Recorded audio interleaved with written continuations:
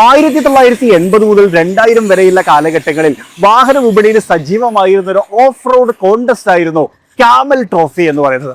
ആ ഒരു ഈവന്റിന്റെ സ്മരണയ്ക്ക് വേണ്ടിയിട്ട് ലാൻഡ് റോവർ എന്ന് പറയുന്ന നിർമ്മാണ കമ്പനി പുറത്തിറക്കിയ അവരുടെ ഡിഫൻഡറിന്റെ ഒരു വകഭേദമാണ് ഡിഫൻഡർ ട്രോഫി എഡിഷൻ എന്ന് പറയുന്നത്. ആ ഒരു സ്പെഷ്യൽ എഡിഷനിൽ കൂടിയാണ് ഇപ്പം നമ്മളുള്ളത്. ഇതിൽ എന്തൊക്കെ കാര്യങ്ങളാണ് അവർ ഇൻക്ലൂഡ് ചെയ്തിട്ടുള്ളത് എന്ന് നോക്കാം. അതായത് സാധാരണ ഡിഫൻഡറുമായിട്ട് ബന്ധപ്പെട്ട് എല്ലാ കൂട്ടുകാർക്കും നമ്മുടെ പുതിയൊരു വീഡിയോയിലേക്ക് ഹൃദ്യമായ സ്വാഗതം.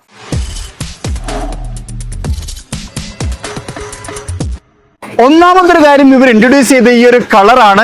ഇത് ആക്ച്വലി സാൻഡ് ഗ്ലോ യെല്ലോ എന്ന് പറയുന്ന ഒരു കളറാണ്. ഈ കളറിന് വലിയ പ്രത്യേകത എന്താണെന്ന് വെച്ച് കഴിഞ്ഞാൽ അന്ധകാലത്ത്, അതായത് 1980 മുതൽ 2000 വരെയുള്ള കാലഘട്ടങ്ങളിൽ ഓഫ് റോഡ് കോമ്പറ്റീഷൻ ഉപയോഗിച്ചിരുന്ന വാഹനങ്ങളിൽ ഈ കളറാണ് ഉണ്ടായിരുന്നത് എന്നുള്ളതാണ്. സോ അങ്ങനെ ഒരു കളറിലാണ് ഈ ഒരു എഡിഷൻ വരുന്നത്. ഇത് കൂടാതെ 2 കളറും കൂടി വരുന്നുണ്ട് കേട്ടോ. അതായത് ഒരു ബ്ലാക്ക് കളർ വരുന്നുണ്ട്, ഒരു ഗ്രീൻ കളർ വരുന്നുണ്ട്. പക്ഷെ ഈ കളറാണ് ശരിക്കും ആ ഒരു ട്രോഫി എഡിഷൻ എന്ന് പറയുന്ന, അല്ലെങ്കിൽ ആ ഒരു ക്യാമൽ ട്രോഫി എന്ന് പറയുന്ന ഈവന്റുമായി ബന്ധപ്പെട്ട് വരുന്ന കളറ്. 2000 ഈ ഒരു ഈവന്റ് നിന്നു എന്ന് ഞാൻ പറഞ്ഞല്ലോ. അതിനൊരു കാരണമുണ്ട്. ക്യാമൽ എന്ന് പറയുന്ന ഒരു കമ്പനിയാണ് ഇത് സ്പോൺസർ ചെയ്തിരുന്നത്. അവരൊരു സിഗരറ്റ് കമ്പനിയാണ്.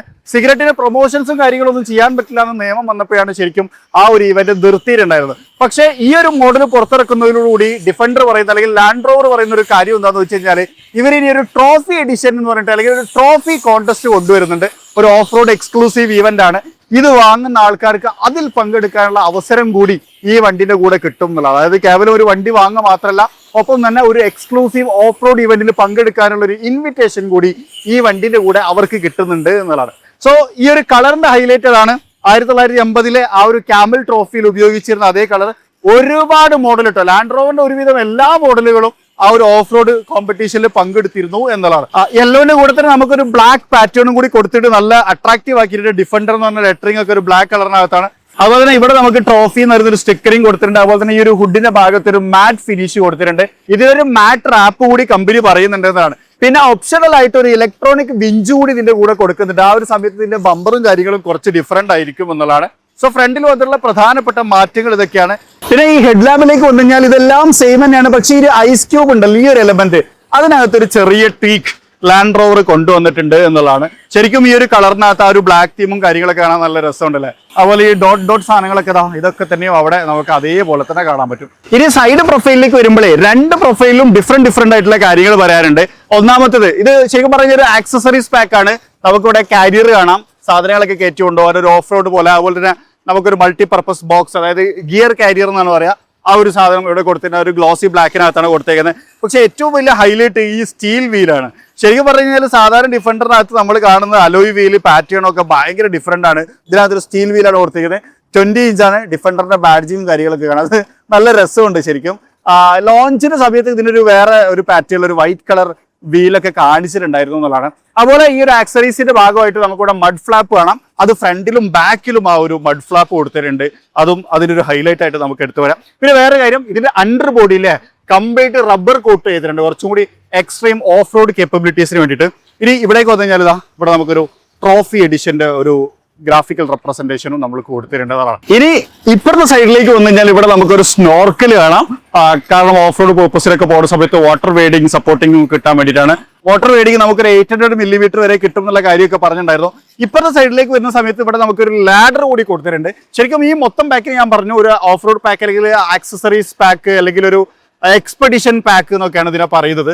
സോ അതിന്റെ ഭാഗമായിട്ടുള്ള സാധനങ്ങളാണ് ഇവിടെ കൊടുത്തിരിക്കുന്നത്. അതുപോലെ ഇവിടെ നമുക്കൊരു ട്രോഫി എഡിഷൻ എന്ന് കാണാൻ പറ്റും എന്നുള്ളതാണ്. ഇത്രയാണ് നമുക്ക് ഇതിനകത്ത് എക്സ്റ്റീരിയറിൽ വന്നിട്ടുള്ള മാറ്റങ്ങൾ. ഇനി ഇന്റീരിയറിൽ കുറച്ച് മാറ്റങ്ങൾ വന്നിട്ടുണ്ട്. അത് വളരെ സിമ്പിൾ ആണ്. ഞാൻ പെട്ടെന്ന് ഞങ്ങളൊന്ന് കാണിക്കാം. ഒന്നാമത്തെ ഉള്ളിലേക്ക് വന്നു കഴിഞ്ഞാൽ ഈ ഒരു യെല്ലോ തീം നമുക്ക് ഡാഷ്ബോർഡിലൊക്കെ ക്യാരി ഫോർവേഡ് ചെയ്തിട്ടുണ്ട് എന്നുള്ളതാണ്. അത് ഡാഷ്ബോർഡിൽ മാത്രമല്ല, ഡോർ സൈഡിലേക്ക് വന്നു കഴിഞ്ഞാൽ ഇതൊക്കെ ശരിക്കും ഇത് ആക്ച്വലി ബോഡിയാണ്, സ്റ്റീലാണ് ആണോ.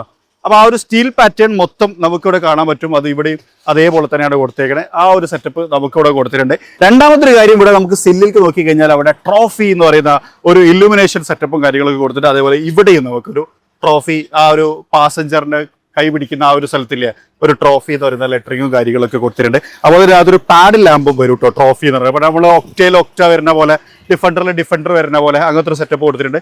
സോ ഇതാണ് മെയിൻലി ഇന്റീരിയറിൽ വന്നിട്ടുള്ള ചേഞ്ച്. ഇനി ഞാൻ ഇതിന്റെ ഡയമെൻഷനും എഞ്ചിൻ സ്പെക്കും ഒക്കെ വളരെ പെട്ടെന്ന് പറഞ്ഞുതരാം. എഞ്ചിനെ കുറിച്ച് പറയുന്ന സമയത്ത് ഇതിനകത്തൊരു 3 ലിറ്റർ എഞ്ചിനാണ്, അതൊരു ഇൻലൈൻ 6 എഞ്ചിനാണ്, അതൊരു ഡീസൽ എഞ്ചിനാണ് എന്നുള്ള ഒരു വലിയ പ്രത്യേകതയുണ്ട്. അപ്പൊ അതിന്റെ ഡ്രൈവ് ഫീലും കാര്യങ്ങളൊക്കെ ഞാൻ ഡ്രൈവ് ചെയ്ത സമയത്ത് പറയാം. ലാൻഡ് റോവർ ഇഞ്ചീനിയം എന്ന് പറയുന്ന ബാഡ്ജിങ്ങും കാര്യങ്ങളൊക്കെ അവിടെ കൊടുത്തിട്ടുണ്ട്. സോ ഡീസൽ എഞ്ചിൻ ആയതുകൊണ്ട് തന്നെ 395 ഹോഴ്സ് പവറും 550 Nm ടോർക്കാണ് ഉൽപ്പാദിപ്പിക്കുക. ഒരു 8 സ്പീഡ് ZF ട്രാൻസ്മിഷൻ ആണ് ഈ വാഹനത്തിന് കരുത്ത് പകരുന്നത്. ഓൾ വീൽ ഡ്രൈവ് ആണ്. 6.1 സെക്കൻഡ് കൊണ്ട് 0 to 100 എത്തും. 191 കിലോമീറ്റർ ആണ് ഇതിന്റെ ടോപ്പ് സ്പീഡ് എന്നുള്ളതാണ്. സോ അതാണ് എഞ്ചിൻ സ്പെക്ക്. ഇനി ഡയമെൻഷനെ കുറിച്ച് പറയുകയാണെന്നുണ്ടെങ്കിൽ 5019 മില്ലിമീറ്റർ ഒക്കെ ലെങ്ത്. അത് ലെങ്ത്തും കാര്യങ്ങളൊക്കെ തന്നെ സെയിം ആണ്. അതിലൊന്നും കാര്യമായിട്ടുള്ള വ്യത്യാസങ്ങൾ പറയാനില്ല എന്നുള്ളതാണ്. ഇനി നമുക്കിതൊന്ന് ഡ്രൈവ് ചെയ്ത് നോക്കാം അല്ലെ.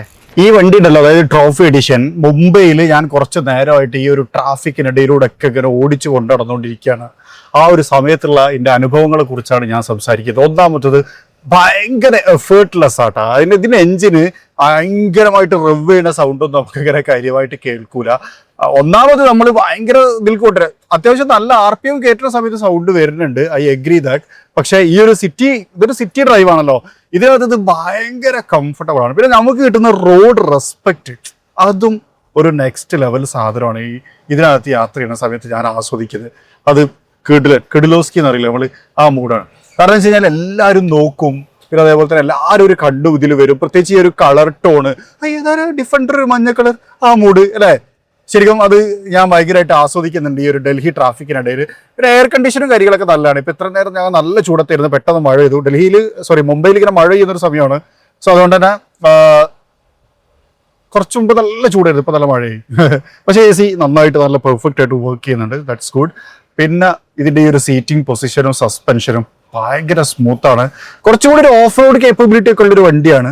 സോ അതുകൊണ്ടാണ് ഇവർ ഈ ഒരു ട്രോഫി ഇതിലേക്ക് ഒരു ഇൻവിറ്റേഷൻ തരും എന്നൊക്കെ പറയണ്ടല്ലോ ഈ വണ്ടി വാങ്ങണവർക്ക്.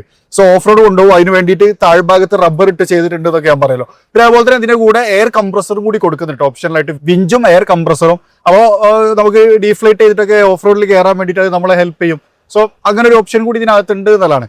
ഡിഫൻഡർ ഓടിക്കുമ്പോൾ ഞാൻ എപ്പോഴും ആസ്വദിച്ചിട്ടുള്ള ഒരു കാര്യം ഈ ഒരു ആനച്ചന്തമാണ്. ഇതിനകത്ത് കയറിയിരുന്നത് ഭയങ്കര ഉയർന്ന സിറ്റിംഗ് പൊസിഷനിൽ ഇരുന്നിട്ട് നല്ല ലാഘവത്തോടു കൂടി എൻജോയ് ചെയ്ത് ബ്യൂട്ടിഫുൾ ആയിട്ട് ഡ്രൈവ് ചെയ്ത് കൊണ്ടു നടക്കാൻ പറ്റുന്ന ഒരു സെറ്റപ്പ് ഈ വാഹനത്തിനുണ്ട്. അതിനൊരു ഓറ എന്ന് പറയില്ലേ, ആ ഒരു സാധനം ശരിക്കും ഈ വണ്ടിക്കുണ്ട്. സോ അത് ഞാൻ ഭയങ്കരമായിട്ട് ആസ്വദിക്കാറുണ്ട്. പിന്നെ ഇത് നമുക്ക് ലിഫ്റ്റ് ചെയ്യാനും പറ്റും സസ്പെൻഷൻ, അത് നമ്മൾ ആവശ്യത്തിനനുസരിച്ചൊക്കെ കൊണ്ടുനടക്കാൻ പറ്റും എന്നുള്ളതാണ്. സോ വളരെ കംഫർട്ടബിൾ ആയിട്ട് നമുക്ക് ഓടിക്കും. ഇപ്പൊ ഞാൻ ഓടിച്ചുകൊണ്ടിരിക്കുന്ന ഈ വണ്ടിക്കില്ലേ, ഇതിപ്പോ ഷൂട്ടും കാര്യങ്ങളൊക്കെ ആയിട്ട് ഇങ്ങനെ സിറ്റിയിൽ ഇടയിലൂടെ കറങ്ങുമ്പോഴും 14.9 ആവറേജ് ഫ്യൂൽ എഫിഷ്യൻസി കാണിക്കുന്നുണ്ട്. അത് ആക്ച്വലി നല്ലൊരു ഫിഗർ ആയിട്ട് എനിക്ക് തോന്നിയിട്ടുണ്ടായിരുന്നു.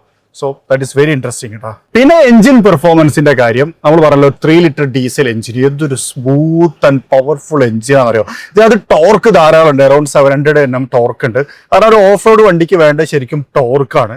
അതായത് നന്നായിട്ട് വലിച്ച് കയറി പോകാനുള്ള അത് നിർത്തിയാലും പെട്ടെന്ന് പുഷ് ചെയ്ത് കയറി കൊണ്ടുവരാനും അതുപോലെ തന്നെ ഏത് മൊമെന്റത്തിലും കീപ്പ് ചെയ്യാനും ഒക്കെ പറ്റുന്ന ആ ഒരു സാധനം ഇതിനകത്ത് നല്ലോണം ഉണ്ട്. ക്യാമൽ ട്രോഫി എഡിഷൻ എന്ന് പറഞ്ഞു കഴിഞ്ഞാല് പണ്ട് കാലത്ത്, അതായത് 1980 മുതൽ 1-2 ആളുകൾ ഏതോ എനിക്ക് തോന്നുന്നു ഒരു ഫേമസ്, ആ കാർഡിന്റെ പേര് ഞാൻ മറന്നുപോയി, ആ ഒരു സംഭവം കയറാൻ പോയ സമയത്ത് തുടങ്ങിയ ഒരു കോമ്പറ്റീഷനാണ്. അത് ഭയങ്കര ഫേമസ് ആയിരുന്നു, ഭയങ്കര ട്രെൻഡിങ് ആയിരുന്നു.